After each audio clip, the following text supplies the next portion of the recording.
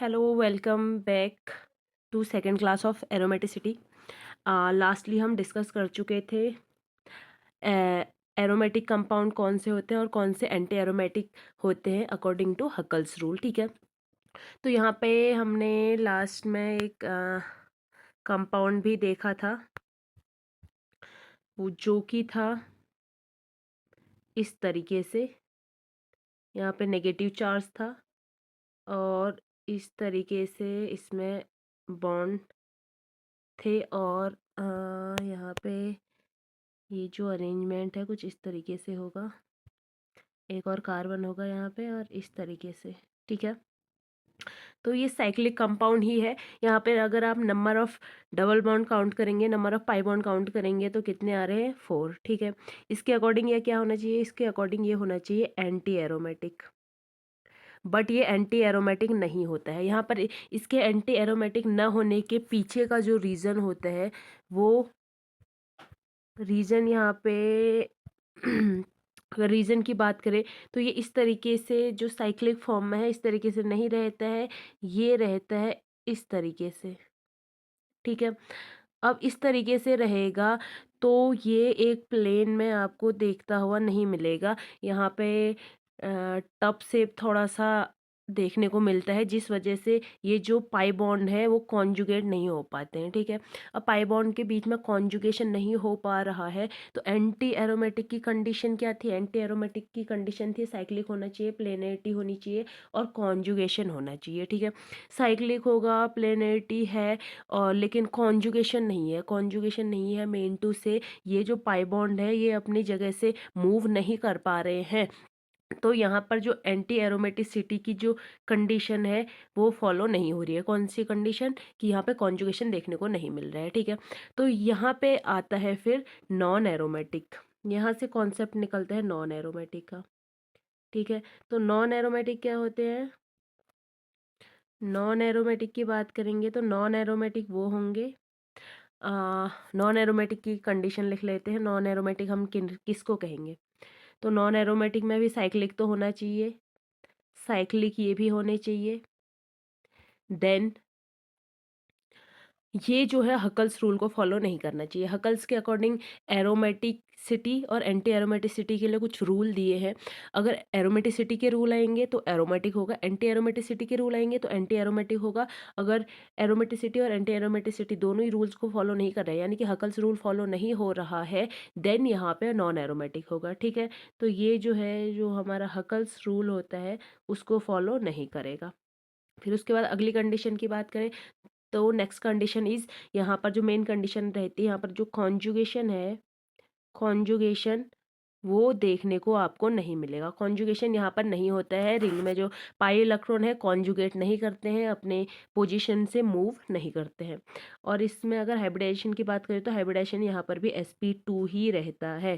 कहने का मतलब है आप कब किसी एटम, कोई एटम एरोमे नॉन एरोमेटिक है या नहीं, कब पहचान पाएंगे? तो उसके लिए आपको देखना पड़ेगा ना तो वो एरोमेटिक की जो कंडीशन है उसको फॉलो करना चाहिए, ना एंटी एरोमेटिक की। अगर दोनों कंडीशन फॉलो नहीं हो रही है तो यहाँ पर जो नॉन एरोमेटिसिटी है उसका ओरिजिन होता है। ठीक है, तो एक कंपाउंड है, एग्जांपल ले लेते हैं।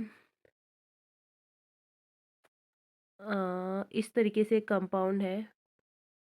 ठीक है, यहाँ पर जो पाई बॉन्ड है उनकी पोजीशन कुछ इस तरीके से रहेगी। तो इस कंपाउंड को आप क्या कहेंगे? ये कंपाउंड हमारा हकल्स रूल के अकॉर्डिंग क्या होना चाहिए? हकल्स रूल के अकॉर्डिंग, क्योंकि नंबर ऑफ पाई बॉन्ड 4 है, नंबर ऑफ पाई बॉन्ड 4 है, तो हकल्स रूल के अकॉर्डिंग एंटी एरोमेटिक होना चाहिए। क्या होना चाहिए?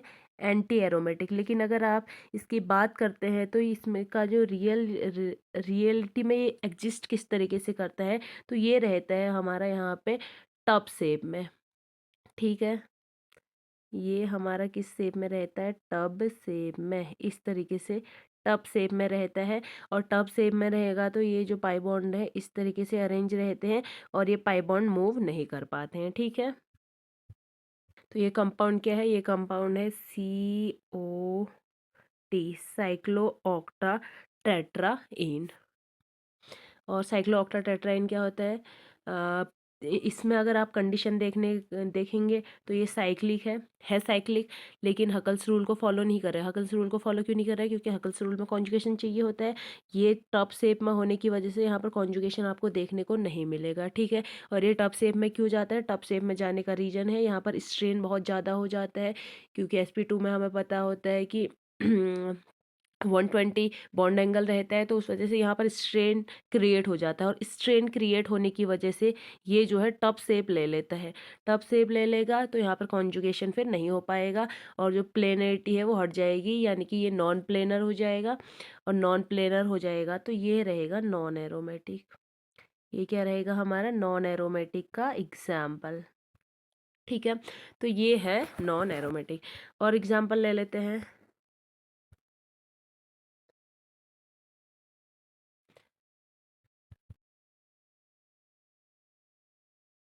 इस तरीके से कंपाउंड है,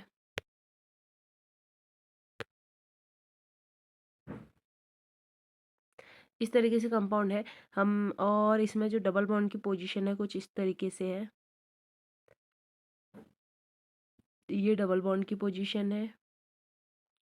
अब यहाँ पे हाइड्रोजन बॉन्ड देखेंगे, सॉरी, हाइड्रोजन की पोजीशन देखेंगे तो जो बीच के हाइड्रोजन है इस तरीके से रहते हैं। अब यहाँ पे क्या होगा? ये जो हाइड्रोजन है ये क्योंकि स्टेरिकली बहुत पास में आ गए हैं, तो इन दोनों के बीच में हिंड्रेंस क्रिएट होगा, ठीक है। इस हिंड्रेंस की वजह से यहाँ पर जो हाइड्रोजन और हाइड्रोजन के बीच में रिपल्शन है उसकी वजह से एक हिंड्रेंस क्रिएट होगा, और इस रिपल्शन की वजह से ये जो होता है प्लेन से थोड़ा सा हट जाते हैं। ये जो कार्बन होते हैं प्लेन से हट जाते हैं, क्योंकि यहाँ पे हिंड्रेंस क्रिएट हो रहा है। तो प्लेन से हट जाएंगे तो क्या हो जाएगा? नॉन प्लेनर हो जाएगा, ठीक है। और नॉन प्लेनर अगर हो जाएगा तो हमें पता है अगर नॉन प्लेनर हो गया तो कॉन्जुगेशन ख़त्म, कॉन्जुगेशन अगर नहीं होगा तो इसका मतलब ये नॉन एरोमेटिक होगा। तो ये क्या रहेंगे? ये रहेंगे नॉन एरोमेटिक, ठीक है। किसकी वजह से? हाइड्रोजन और हाइड्रोजन की रिपल्शन की वजह से। अगर यहाँ पे हम किसी भी तरीके से इस हाइड्रोजन हाइड्रोजन के रिपल्शन को हटा देते हैं तो यहाँ पर जो नॉन प्लेनरिटी है वो भी हट जाएगी। देखो देख लेते हैं किस तरीके से होगा। अगर मैंने दोनों हाइड्रोजन को हटा के यहाँ पर दोनों रिंग को फ्यूज करवा दिया, दोनों रिंग कंबाइंड हो जाती है दो हाइड्रोजन को हटाने की वजह से, तो उसके बाद क्या होगा? इस तरीके से कंपाउंड बनेगा। और इस तरीके से अगर कंपाउंड बनेगा तो ये फिर एरोमेटिक के केस में आ जाएगा, ठीक है। यहाँ पर ये नॉन एरोमेटिक क्यों था? नंबर ऑफ डबल बॉन्ड तो यहाँ पर ऑड नंबर में थे ना, 3 2 5 डबल बॉन्ड है, 5 डबल बॉन्ड है तो एरोमेटिक होना चाहिए, लेकिन हाइड्रोजन हाइड्रोजन रिपल्शन की वजह से नॉन प्लेनर हो जा रहा था तो नॉन एरोमेटिक हो जा रहा था। लेकिन अब यहाँ पे 5 डबल बॉन्ड है और कोई भी रिपल्शन, कोई भी नॉन प्लेनरिटी नहीं है, इसका मतलब ये एरोमेटिक होगा, ठीक है। अब एक क्या हो सकता है? एक यहाँ पर ब्रिज बन सकता है। ब्रिज मीन टू से कि ये दोनों हाइड्रोजन हटा के बीच में एक कंपाउंड आ सकता है। इसको इस तरीके से बना लेते हैं। ये नहीं होगा, इस तरीके से। और यहाँ पे मैंने एक ब्रिज एटम लगा दिया, ठीक है। अब ब्रिज एटम लगाने की वजह से होगा क्या? ब्रिज एटम लगाने की वजह से यहाँ पे जो हाइड्रोजन हाइड्रोजन रिपल्सन की वजह से नॉन प्लेनरिटी आ रही थी वो अब नहीं आएगी, और इस प्लेन में ये जो इतना प्लेन है, ब्रिज एटम को मैंने हटा दिया, इस प्लेन में यहाँ पर आपको प्लेनरिटी देखने को मिलेगी, तो ये एरोमेटिक होगा, ठीक है। हम कहते हैं पूरा जो कंपाउंड है उसमें कॉन्जुगेशन होना चाहिए, तो यहाँ पर जो ये पोजीशन है इसको बाईपास करते हुए ये जो कॉन्जुगेशन है ये आपको देखने को मिलेगा। अगर इसको अच्छे से एक्सप्लेन करें तो ये होमो एरोमेटिक में आएगा, ठीक है। होमो एरोमेटिक भी काइंड ऑफ एरोमेटिक ही होते हैं, तो ये आएगा होमो एरोमेटिक में। और ये होमो एरोमेटिक में अगर होमो एरोमेटिक ऑप्शन में होता है, ऐसा कंपाउंड दिया जाता है तो उसको आप करेक्ट मानेंगे। अगर होमो एरोमेटिक नहीं होता है तो ये काइंड ऑफ एरोमेटिक ही है, तो इसको हम एरोमेटिक में मानेंगे। एक और कंपाउंड बन सकता है इस तरीके से। यहाँ पर भी ब्रिज एटम ही लगाएंगे, लेकिन कार्बन को नहीं, कार्बन की जगह ऑक्सीजन लगाएंगे, ठीक है। तो डबल बॉन्ड की पोजीशन सेम रहेगी, और यहाँ ब्रिज्ड पोजीशन पे अब की बार हमने ऑक्सीजन लगा दिया। अब यहाँ पर number of pi bond count करो, तो number of pi bond count करूँगी तो जो ऑक्सीजन के लोन पेयर है इनको आप काउंट नहीं करेंगे, तो नंबर ऑफ पाई बॉन्ड 5 ही रहेंगे और एरोमेटिक ही रहेगा।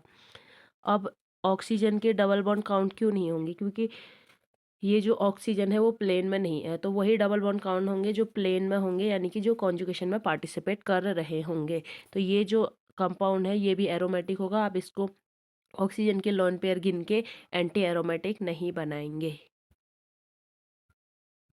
तो हमने यहाँ पे एक नई चीज़ क्या सीखी, जो वो हमने सीखी है कि यहाँ पे एक एटम को बाईपास करता हुआ भी कॉन्जुगेशन हो सकता है, जिसको होमो एरोमेटिक कहते हैं, ठीक है। मतलब ऐसे कंपाउंड जिसमें एक कार्बन एटम को बाईपास करते हुए कॉन्जुगेशन हो रहा होगा, ऐसे कंपाउंड को होमो एरोमेटिक कहेंगे। एरोमेटिक तब कहेंगे जब एरोमेटिसिटी की कंडीशन फॉलो होगी। तो है, अब बात कर लेते हैं होमो एरोमेटिक सिस्टम की। होमो एरोमेटिक सिस्टम कौन से होते हैं?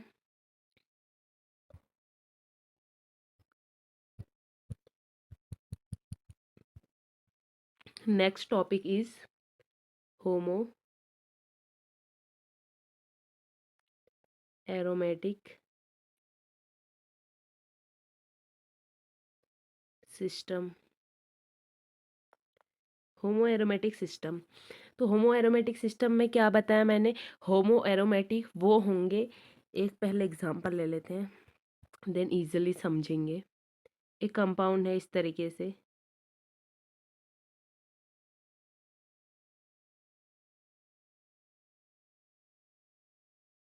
इस तरीके से कंपाउंड है जिसमें यहाँ पर पॉजिटिव चार्ज रहेगा और ये हमारा है sp3 कार्बन, बाकी सारे जो है sp2 कार्बन है, ठीक है।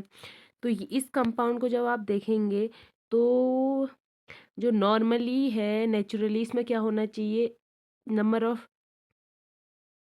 Double number of double bond 3 है, तो इस हिसाब से एरोमेटिक होना चाहिए। लेकिन एरोमेटिक कब होगा, एरोमेटिक तो तब होगा ना जब सब के सब sp2 होंगे और जो कंपाउंड है वो प्लेनर होगा और कॉन्जुगेशन इजीली हो रहा होगा, तब एरोमेटिक होगा। लेकिन यहाँ पर एक sp3 कार्बन है, ठीक है। अब यहाँ पे क्या होता है, ऐसे कंपाउंड्स में जहाँ पर बीच में एक sp3 कार्बन आपको देखने को मिलेगा, तो ये जो sp3 कार्बन है ये प्लेन से थोड़ा सा हट जाता है और प्लेन से हटने की वजह से ये कार्बन जो है इस पॉजिटिव चार्ज के थोड़ा सा पास आ जाता है। अब ये कार्बन पॉजिटिव चार्ज के पास में आएगा तो यहाँ पे डबल बॉन्ड है, यहाँ पॉजिटिव चार्ज है, तो यहाँ पे जो मोमेंट ऑफ डबल बॉन्ड है वो आपको देखने को मिलेगी, डबल बॉन्ड मूव करता हुआ आपको देखने को मिलेगा। तो मूवमेंट ऑफ डबल बॉन्ड कैसे देखने को मिलेगी, ये जो कंपाउंड है वो इस तरीके से हो जाता है। इस तरीके से आप देखेंगे कि इस कंपाउंड की पोजीशन हो गई है, ये यहाँ पे पॉजिटिव चार्ज था और इस तरीके से ये कंपाउंड हो जाता है और जो हमारा पॉजिटिव चार्ज है वो अब पूरी रिंग में डिलोकलाइज होने लग जाता है, ठीक है। और ये जो sp3 कार्बन है, ये कौन सा कार्बन है, sp3 कार्बन, जिसमें दो हाइड्रोजन प्रेजेंट होंगे, एक इस तरफ को होगा एक ऐसे होगा, ठीक है। यहाँ पर अगर हम बात करें सिल्डिंग और डिसिल्डिंग की, तो इस तरीके से आप चेक करेंगे तो ये जो बाहर का आएगा ये डिसिल्डेड प्रोटॉन होगा और अंदर का जो है सिल्डेड प्रोटॉन होगा, यानी कि अंदर की जो हाइड्रोजन है इसकी केमिकल शिफ्ट की वैल्यू कम रहेगी, बाहर वाले की ज़्यादा रहेगी। तो केमिकल शिफ्ट अगर मैं इसको बी मानती हूँ और इसको ए मानती हूँ, तो ए बी की जो केमिकल शिफ्ट की वैल्यू है ए से ज़्यादा रहेगी, ठीक है। तो यहाँ पे हुआ क्या, यहाँ पे आपको बेसिकली क्या देखने को मिला कि एक sp3 कार्बन को बाईपास करता हुआ कॉन्जुगेशन, यहाँ पे कॉन्जुगेशन हुआ लेकिन bypassing one saturated atom mean two से जहाँ पर डबल बॉन्ड नहीं है, ठीक है।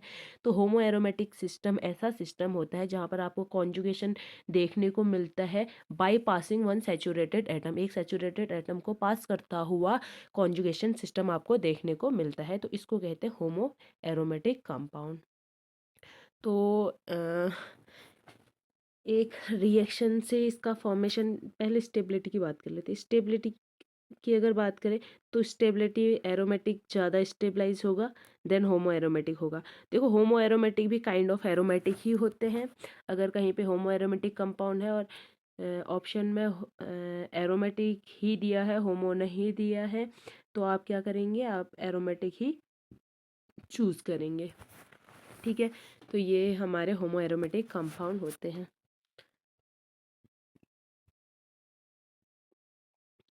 आगे बात करेंगे क्वासी एरोमेटिक की। तो क्वासी एरोमेटिक क्या होते हैं? क्यू तो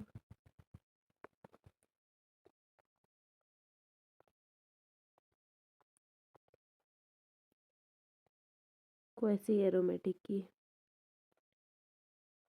क्वासी एरोमेटिक कंपाउंड कौन से कंपाउंड होते हैं? तो क्वासी एरोमेटिक के लिए आपने कुछ नहीं देखना है, इसमें एक चीज़ का ध्यान रखना है कि यहाँ पर जो डाइपोल मोमेंट है वो बहुत ज़्यादा होता है।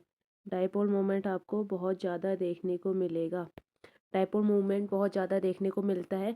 तो ये कैसे कंपाउंड होते हैं, इसका डाइपोल मोमेंट ज़्यादा होने का रीज़न भी यहाँ से पता चल जाएगा। तो इस तरीके के कंपाउंड होते हैं, देखो इस तरीके का कंपाउंड होगा।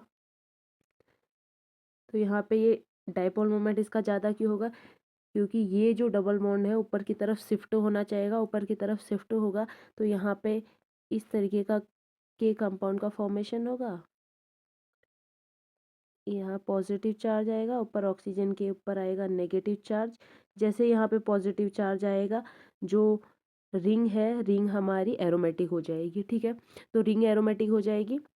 और यहाँ पे क्योंकि negative positive charge in the form of charge है, तो यहाँ पर जो डाइपोल मोमेंट है वो हाइस्ट रहेगा। बहुत ज़्यादा डाइपोल मोमेंट इनका इस वजह से आपको देखने को मिलता है, क्योंकि यहाँ पे बॉन्ड इजीली ब्रेक हो जाता है। बॉन्ड ब्रेक होने के बाद जो रिंग होती है उसमें एरोमेटिसिटी आ जाती है। तो ये है क्वासी एरोमेटिक। अब आगे बात कर लेते हैं। आगे एक इम्पॉर्टेंट चीज़ है कि क्योंकि हम जो एरोमेटिसिटी है और नॉन एरोमेटिसिटी है, एंटी एरोमेटिसिटी है, वो किस बेसिस पे चेक करते हैं? नंबर ऑफ़ डबल बॉन्ड के केसेस पे, नंबर ऑफ़ डबल बॉन्ड के बेसिस पे। ठीक है, और वहाँ पे हम नंबर ऑफ़ पाई बॉन्ड के साथ लोन पेयर भी काउंट करते हैं। तो कभी कभी ऐसा होता है, कुछ लोन पेयर और कुछ पाई बॉन्ड जो है इस जो हमारा हकल्स रूल के अकॉर्डिंग पाई बॉन्डिंग है उसमें काउंट नहीं होते हैं, वो नॉन हकल पाई बॉन्ड या नॉन हकल लॉन पेयर होते हैं। और जिस वजह से हम उनको काउंट नहीं करेंगे, और अगर उनको काउंट नहीं करेंगे तो उसके बाद देखेंगे कि कितने डबल बॉन्ड है और जो कंपाउंड है एरोमेटिक है या नहीं। तो एग्जांपल ले लेते हैं, उसके बेसिस पे आपको पता चलेगा कि क्या बात यहाँ पे चल रही है। तो एक एग्जांपल इस तरीके से रहता है, नाइट्रोजन होगा,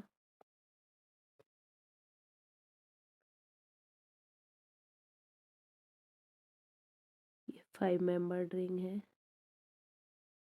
इस तरीके से कंपाउंड है। एक्चुअल में ये वाली 6 मेंबर थी, ये नाइट्रोजन है, ये 6 मेंबर रिंग है। तो यहाँ एक और डबल बॉन्ड है, इधर पे लॉन पेयर है और ये डबल बॉन्ड है। तो यहाँ पे नंबर ऑफ डबल बॉन्ड जब काउंट करेंगे तो हमारा 1 2 3 4 5 और एक ये 6 होना चाहिए। ठीक है, 6 होगा तो ये एंटी एरोमेटिक होगा, एंटी एरोमेटिक होगा। लेकिन लेकिन यहाँ पे जो बीच का बॉन्ड, बीच के लॉन पेयर होते हैं, ये होते हैं नॉन हकल। नॉन हकल लॉन पेयर होगा और नॉन हकल लॉन पेयर होगा, इसका मतलब जो हम हगल बॉन्ड के अकॉर्डिंग पाई बॉन्ड एरोमेटिसिटी निकाल रहे हैं उसमें हम इसको काउंट नहीं करेंगे। तो इसको काउंट नहीं करेंगे तो कितने बचेंगे, 5 बचेंगे, और ये एंटी एरोमेटिक ना होके एरोमेटिक हो जाएगा। ठीक है, तो इन चीज़ों का ध्यान रखें, क्योंकि इससे हमारा जो आंसर है पूरी तरीके से चेंज हो जाता है। एंटी एरोमेटिक पूरा एरोमेटिक में कन्वर्ट हो गया। ठीक है, तो ये कैसे पता चलता है, ये हमारे जो है अक्सर बीच में, ये बीच के ही होते हैं, तो बीच के जो होते हैं इनको हम काउंट नहीं करते हैं। एक एग्जाम्पल डबल बॉन्ड का भी ले लेते हैं।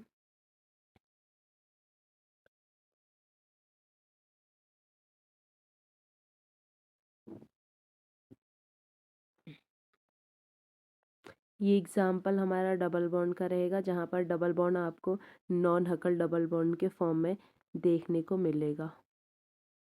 ठीक है, तो यहाँ पे आप सारी जो एरोमेटिसिटी की कंडीशन है सब फॉलो हो रही है। और नंबर ऑफ डबल बॉन्ड कितने, 1 2 3 4 5 6 7। तो इसके अकॉर्डिंग ये क्या होना चाहिए, एरोमेटिक होना चाहिए। लेकिन ये जो डबल बॉन्ड है बीच का डबल बॉन्ड, ये नॉन हकल डबल बॉन्ड होगा, नॉन हकल पाई बॉन्ड होगा। इसका मतलब यहाँ पर नंबर ऑफ डबल बॉन्ड कितने बचेंगे, 6 बचेंगे, 1 2 3 4 5 6, 6 बचेंगे। तो ये एंटी एरोमेटिक हो जाएगा। ठीक है, तो यहाँ से हमें क्या सीखने को मिला, यहाँ से हमने ये देखा कि जो बीच के लोन पेयर होते हैं या पाई बॉन्ड होते हैं वो नॉन हकल पाई बॉन्ड होते हैं, जिनको हम एरोमेटिसिटी निकालते टाइम काउंट नहीं करते हैं, या एंटी एरोमेटिसिटी डिसाइड करते टाइम इनको काउंट नहीं किया जाता है। आगे बात करेंगे क्रेक्स रूल की। तो क्रेक्स रूल की जो कंडीशन होती है, क्रेक्स रूल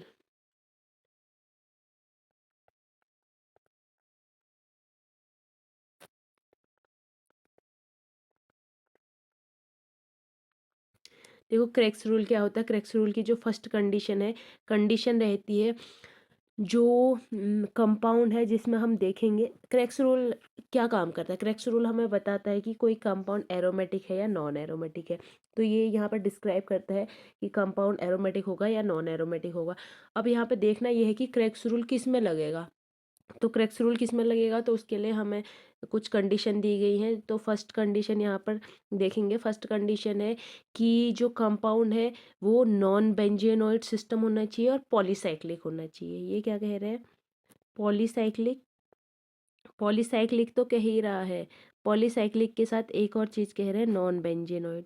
नॉन बेंजेनोइड का मतलब समझते हैं ना, बेंजीन रिंग उसमें नहीं होनी चाहिए, बेंजीन रिंग प्रेजेंट नहीं होनी चाहिए, तब नॉन बेंजेनोइड होगा। तो फर्स्ट कंडीशन है polycyclic non benzenoid. Second condition रहेगी सिर्फ असाइक्लिक, एक ही साइकिल होगी तो उसमें भी आप नहीं देखेंगे, पॉलीसाइक्लिक होनी चाहिए, एक से ज़्यादा साइकिल वहाँ पे प्रेजेंट होनी चाहिए, एक से ज़्यादा रिंग प्रेजेंट होनी चाहिए और नॉन बेंजीनोइड होनी चाहिए, कोई भी बेंजीन रिंग प्रेजेंट नहीं होनी चाहिए। दूसरी कंडीशन है C2 axis must present, must contain C2 axis, C2 axis present होनी ही होनी चाहिए। थर्ड कंडीशन है यहाँ पे कॉन्जुगेशन होना चाहिए, यानी कि sp2 या sp हाइब्रिडाइजेशन होना चाहिए, यानी कि जो कंपाउंड है साइक्लिक और प्लेनर होना चाहिए। देन अगला है, ये सारी कंडीशन फॉलो करता है तो यहाँ पर जो कंपाउंड है या तो एरोमेटिक होगा, या तो एरोमेटिक होगा या नॉन एरोमेटिक होगा, फिर यहाँ एंटी एरोमेटिक नहीं रहेगा। अगर ऊपर की सारी कंडीशन फॉलो हो रही है तो या तो एरोमेटिक होगा या एंटी एरोमेटिक होगा। क्रेक्स रूल यही बताता है। तो एरोमेटिक कब होगा, जो पाई बॉन्ड है अगर ऑड है, तो पाई बॉन्ड ऑड है तो एरोमेटिक होगा, और वही पाई बॉन्ड अगर इवन है तो एंटी एरोमेटिक होगा। ठीक है, तो अब एग्जाम्पल ले लेते हैं जिसके थ्रू आप और इजीली समझेंगे। तो फर्स्ट एग्जाम्पल ले लेते हैं।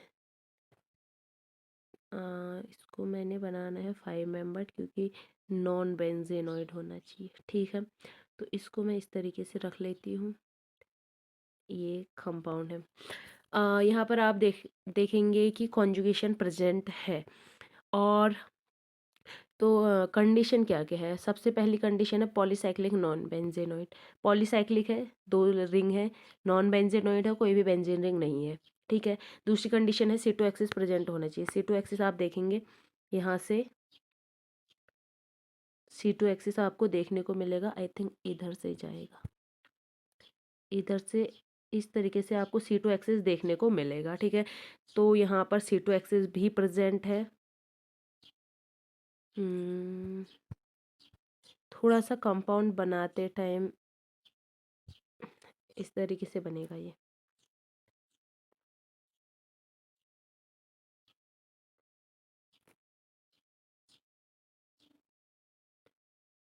ताकि यहाँ पर C2 को समझने में आपको दिक्कत ना हो, इसलिए दोबारा बना रही हूँ। तो ये जो C2 एक्सेस यहाँ पे पास होगी वो इस कार्बन से इस कार्बन के थ्रू होगी। अब यहाँ पे ये जो कार्बन है इसको रिफ्लेक्ट करेगा, यहाँ ये कार्बन इसको रिफ्लेक्ट करेगा, ये कार्बन इसको रिफ्लेक्ट करेगा, यानी कि C2 प्रेजेंट है। ठीक है, अगली कंडीशन है sp2 sp तो सारे हैं ही। अब यहाँ पर डबल बॉन्ड काउंट करेंगे, नंबर ऑफ डबल बॉन्ड कितने हैं, 4 है। 4 नंबर ऑफ डबल बॉन्ड है, इसका मतलब ये एरोमेटिक नहीं होगा एंड नॉन एरोमेटिक होगा। ठीक है, तो ये हमारा नॉन एरोमेटिक रहेगा। अगर हम इसको सिर्फ हकल्स रूल के अकॉर्डिंग देखते हैं तो हम इसको एंटी एरोमेटिक कह देते, लेकिन ये एंटी एरोमेटिक नहीं है। जहाँ पर भी आपको पॉलीसाइक्लिक नॉन बेंजीनोइड सिस्टम दिखेगा वहाँ पे आप क्रेक्स रूल लगाएंगे, हकल्स रूल नहीं लगाएंगे। ठीक है, एक और एग्जाम्पल देख लेते हैं।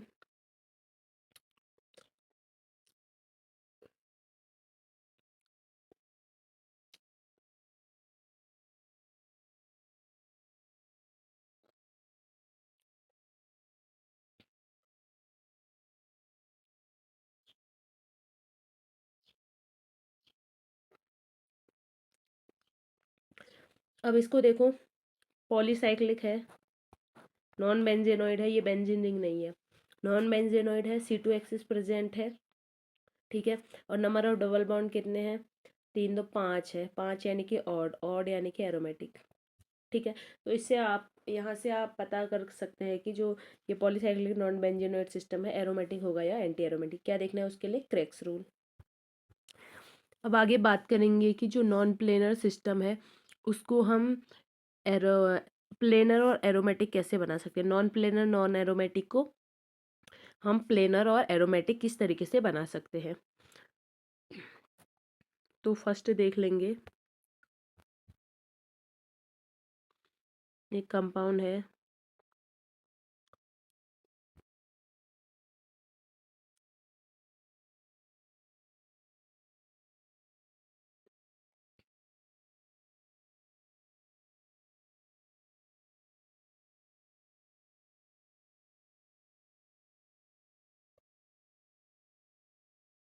इस तरीके से एक कंपाउंड है,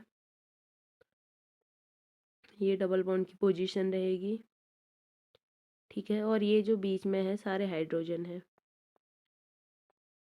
बीच की जो बॉन्ड है सब क्या है? हाइड्रोजन है। अब यहाँ पे क्या होगा?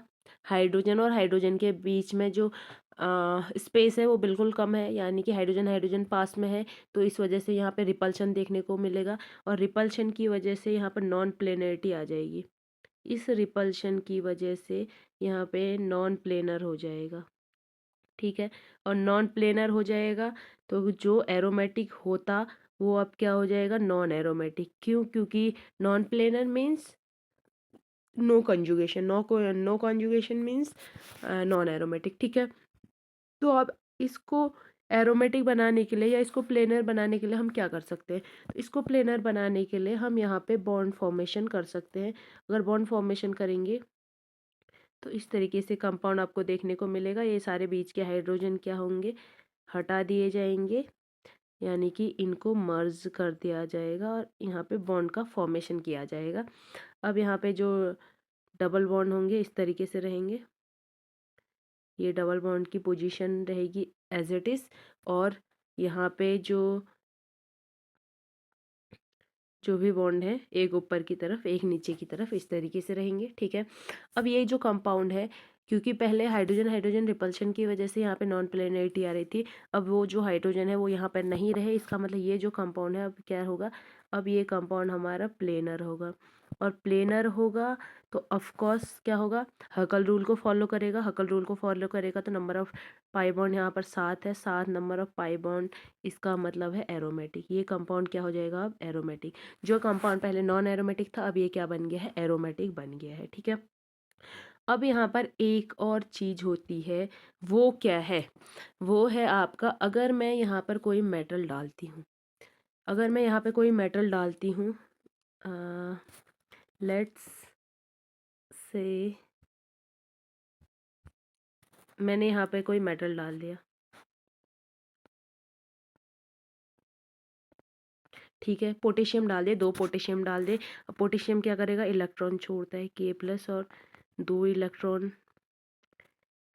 2 पोटेशियम है, 2 इलेक्ट्रॉन निकालेंगे। ठीक है, तो यहाँ पे क्या हो जाता है? जैसे ये पोटेशियम निकालता है तो क्योंकि हमें पता है मेटल क्या है? स्ट्रॉन्ग रिड्यूसिंग एजेंट है, तो इसको रिड्यूस कर देते हैं और यहाँ पर एक और पाई बॉन्ड का फॉर्मेशन कर देते हैं। अब एक और पाई बॉन्ड का फॉर्मेशन कर देंगे तो ये जो पाई बॉन्ड है, इसको कंप्लीट नहीं बता रही हूँ अभी, एक छोटा सा, ये बहुत बड़ा हो जा रहा है, छोटा सा एटम लेके कंप्लीट, छोटा सा मॉलिक्यूल लेके कंप्लीट डिस्कस करेंगे। ठीक है, तो यहाँ पर नंबर ऑफ पाई बॉन्ड एक इंक्रीज हो जाएगा।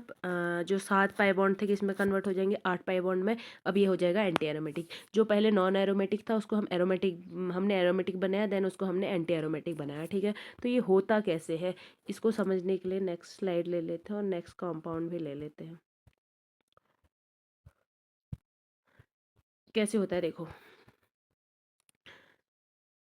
मैंने एक कंपाउंड लिया इस तरीके से, ये पाई बॉन्ड है, यहाँ हाइड्रोजन हाइड्रोजन, sp3 कंपाउंड है, sp3 साइड है ये, ठीक है। अब मैंने इसमें क्या डाला, मैंने इसमें डाल दिया है मेटल। मैंने क्या कहा, मेटल क्या होते हैं, स्ट्रॉन्ग रिड्यूसिंग एजेंट होते हैं। ये Na+ और इलेक्ट्रॉन यहाँ से निकालता है, ठीक है। अब ये इलेक्ट्रॉन निकालता है तो यहाँ से ये हाइड्रोजन निकलता है, ये हाइड्रोजन निकलता है, और ये जो इलेक्ट्रॉन है हाइड्रोजन को अपना इलेक्ट्रॉन दे देता है, और हाइड्रोजन यहाँ से H2 के फॉर्म में निकल जाएगी, ठीक है। अब होगा क्या, कंपाउंड कैसा बनेगा, एक हाइड्रोजन बचेगा और एक यहाँ पे क्या आ जाएगा, नेगेटिव चार्ज, ठीक है। तो ये कंपाउंड क्या है, ये है एरोमेटिक। इसमें हुआ क्या, इसमें एक पाई बॉन्ड किसके फॉर्म में, नेगेटिव के फॉर्म में, एक पाई बॉन्ड इंक्रीज हुआ, ठीक है। तो पिछला जो मैंने कंपाउंड बताया था उसमें भी ठीक इसी तरीके से क्या होता है, एक number of pi bond increase हो जाता है। एक number of pi bond increase होने की वजह से क्या होता है, एरोमेटिक एंटी एरोमेटिक में, नॉन एरोमेटिक एरोमेटिक में चेंज हो सकते हैं, एंटी एरोमेटिक एरोमेटिक में चेंज हो सकती है, या एरोमेटिक एंटी एरोमेटिक में चेंज हो सकता है। एक और ले लेते हैं,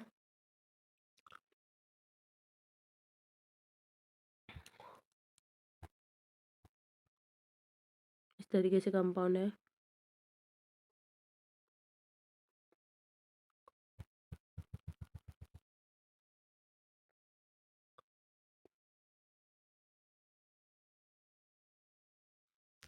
पेन काम नहीं कर रहे ढंग से।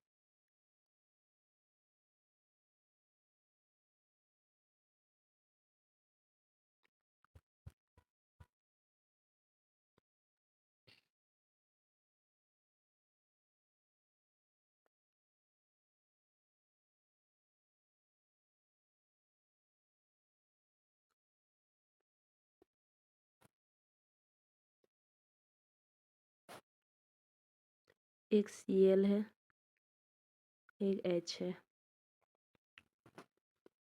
यहाँ पर मैंने डाला मेटल, ठीक है।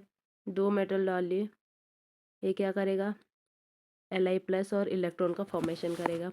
अब यहाँ पे क्या होता है, देखो Cl लिविंग ग्रुप है, निकलेगा, यहाँ पे जो बॉन्ड है इस तरीके से ब्रेक होता है, और इस तरीके से ब्रेक होगा तो यहाँ पे एक फॉर्म बॉन्ड का फॉर्मेशन इस तरीके से होगा, और यहाँ पे जो है पॉजिटिव चार्ज आएगा। तो उसको आगे दिखा लेती हूँ मैं,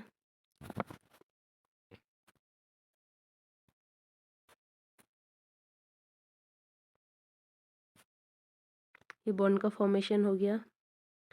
जहाँ पे भी बॉन्ड का फॉर्मेशन हो रहा था वहाँ हमारा आ जाएगा डबल बॉन्ड, इधर पहले से एक डबल बॉन्ड था, आई थिंक मैंने एक कार्बन मिस कर दिया है, और यहाँ पे आ जाएगा पॉजिटिव चार्ज, ठीक है,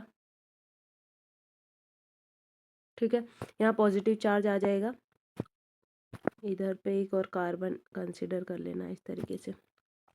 अब यहाँ पॉजिटिव चार्ज आ जाएगा तो नंबर ऑफ डबल बॉन्ड पहले कितने, 1 2 3 4, आगे क्या होगा, क्योंकि यहाँ से इलेक्ट्रॉन, ये इलेक्ट्रॉन इस पोजीशन पे जाएंगे, और ये जो पॉजिटिव 2 इलेक्ट्रॉन है, पहले एक इलेक्ट्रॉन इस पॉजिटिव को न्यूट्रल करेगा, दूसरा इलेक्ट्रॉन इसको नेगेटिव बना देगा, तो ये पॉजिटिव जो है अगली बारी में यहाँ पर सेम आ जाएगा और पॉजिटिव की जगह नेगेटिव आ जाएगा, तो नंबर ऑफ पाई बॉन्ड 1 से इंक्रीज हो जाएगा, ठीक है।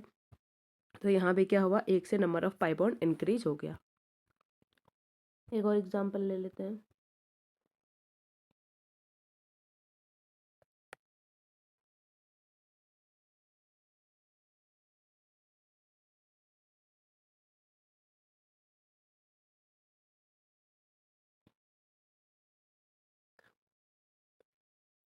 इसमें मैंने डाल लिया मेटल सोडियम, ठीक है। अब क्या होगा, ये सोडियम Na+ और इलेक्ट्रॉन में स्प्लिट होगा, ठीक है। और ये जो इलेक्ट्रॉन है मैं इस बॉन्ड को इस तरीके से ब्रेक करूँगी और ये इलेक्ट्रॉन इस पॉजिटिव को नेगेटिव कर देंगे। तो यहाँ पे फॉर्मेशन क्या होगा, सॉरी 8 मेंबर रिंग है।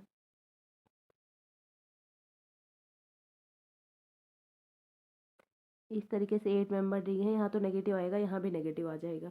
और टोटल नंबर ऑफ जो नेगेटिव बॉन्ड है, इधर 4 थे, इधर 5 हो जाएंगे, यानी कि ये एरोमेटिक हो जाएगा। यहाँ भी हुआ क्या, एंटी एरोमेटिक कन्वर्ट हो गया एरोमेटिक में। ठीक है। अब एक कंपाउंड होते हैं इस तरीके से, ये इस तरीके से कंपाउंड होते हैं, इनको कहते हैं फुल वैलेंस सिस्टम। क्या कहते हैं इनको, full valence system. Full valence system होते क्या है,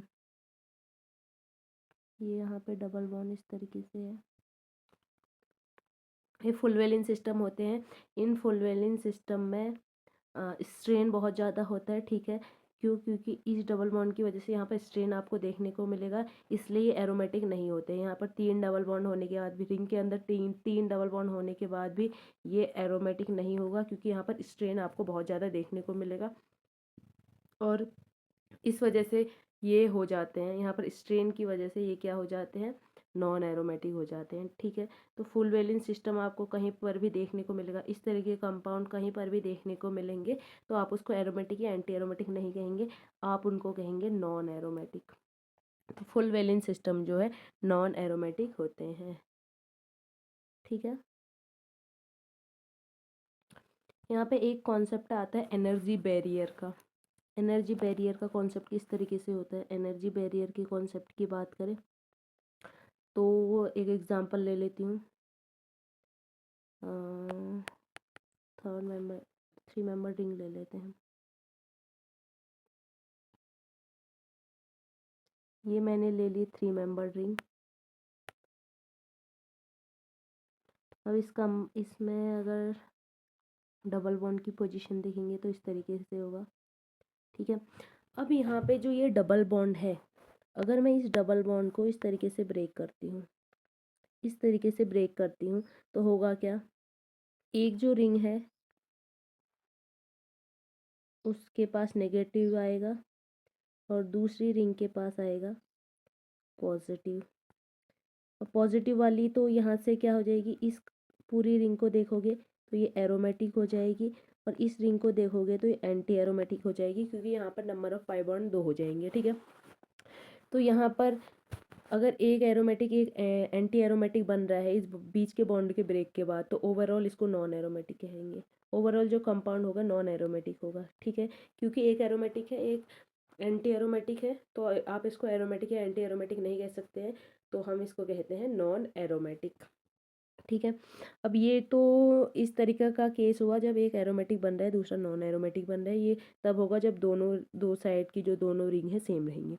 अब दूसरा एग्जांपल ले लेते हैं। दूसरा एग्जांपल मैंने इस तरीके से लिया, एक तरफ मैंने ले ली है 5 मेंबर रिंग, दूसरी तरफ मैंने ले ली है 3 मेंबर रिंग। ठीक है, अब यहाँ पे डबल बॉन्ड बना दिया। अब की बार जब मैं इस डबल बॉन्ड को ब्रेक करूँगी तो यहाँ पे पॉजिटिव और यहाँ पे नेगेटिव ले लेते हैं, यानी कि मैंने 5 मेंबर रिंग की तरफ बॉन्ड ब्रेक किया है। इस केस में क्या होगा, नेगेटिव जैसे ही आएगा ये एरोमेटिक हो जाएगा, और यहाँ पे पॉजिटिव आएगा तो ये भी एरोमेटिक हो जाएगा। तो ओवरऑल ये क्या हुआ, एरोमेटिक हुआ। ओवरऑल ये क्या हुआ, एरोमेटिक हुआ। तो यहाँ पे जो एनर्जी बैरियर है वो क्या चीज़ होती है, तो एनर्जी बैरियर का मतलब है कि बॉन्ड ब्रेक करने के लिए कितनी एनर्जी की रिक्वायरमेंट होगी। जब बॉन्ड ब्रेक करने के बाद दोनों कंपाउंड एरोमेटिक मिलेंगे तो उसका जो एनर्जी बैरियर है लो रहेगा। एनर्जी बैरियर लो क्यों रहेगा, क्योंकि थोड़ी सी भी एनर्जी देने पर ये जो बॉन्ड है वो ब्रेक हो जाएगा। और यहाँ पर जो बैरियर बना हुआ है, बैरियर मीन्स क्या होता है, जिस वजह से किसी चीज़ में रुकावट आ रही है। तो यहाँ पर ये जो डबल बॉन्ड है ये इस किस चीज़ का बैरियर है, सिंगल बॉन्ड होता है तो वो रोटेट करता है, लेकिन जैसे ही वो डबल बॉन्ड आ जाएगा तो बैरियर बन जाएगा, वहाँ पर रोटेशन बंद हो जाता है। ठीक है, तो यहाँ पर ये जो डबल बॉन्ड है वो किस में ब्रेक हो जाएगा, सिंगल बॉन्ड में। जब जब डबल बॉन्ड ब्रेक होगा तो ये सिंगल बॉन्ड में कन्वर्ट हो जाएगा, और सिंगल बॉन्ड में कन्वर्ट होना यानी कि जो बैरियर है यहाँ पर ब्रेक हो रहा है, ठीक है। तो इसमें जो बैरियर है उसको ब्रेक करने के लिए एनर्जी की रिक्वायरमेंट है।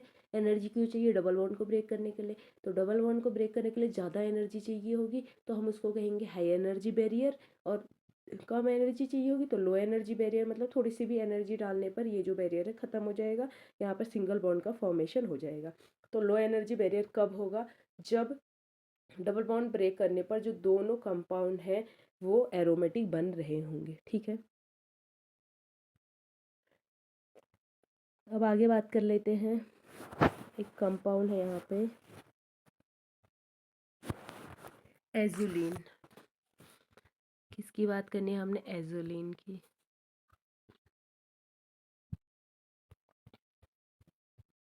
तो एजुलिन क्या होते हैं?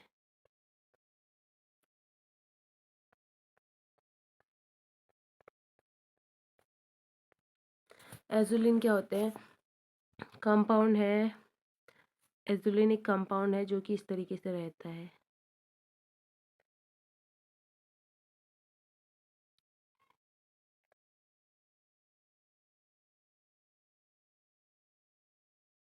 ठीक है।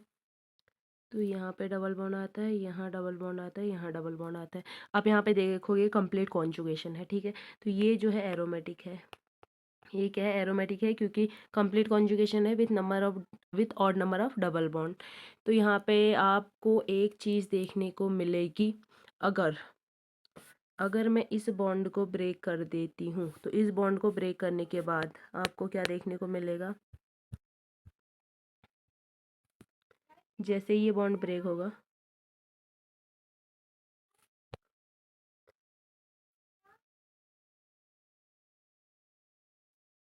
जैसे ये बॉन्ड ब्रेक होगा तो यहाँ पे हमारा आ जाएगा नेगेटिव चार्ज, यहाँ आएगा पॉजिटिव चार्ज, ठीक है।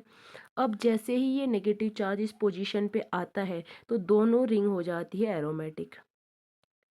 Complete compound is aromatic and both rings are also aromatic. अब दोनों रिंग एरोमेटिक है तो ये इसी फॉर्म में रहना पसंद करेगा, तो इसी फॉर्म में रहेगा, ठीक है। यानी कि यहाँ पर पॉजिटिव और नेगेटिव आपको लगभग हमेशा देखने को मिलेंगे, जिस वजह से जो डाइपोल मोमेंट है वो बहुत ज़्यादा क्रिएट हो जाता है। तो यहाँ पे जो डाइपोल मोमेंट है बहुत ज़्यादा रहता है, इसका डाइपोल मोमेंट बहुत ज़्यादा होगा। तो एजुलिन की खासियत यही होती है।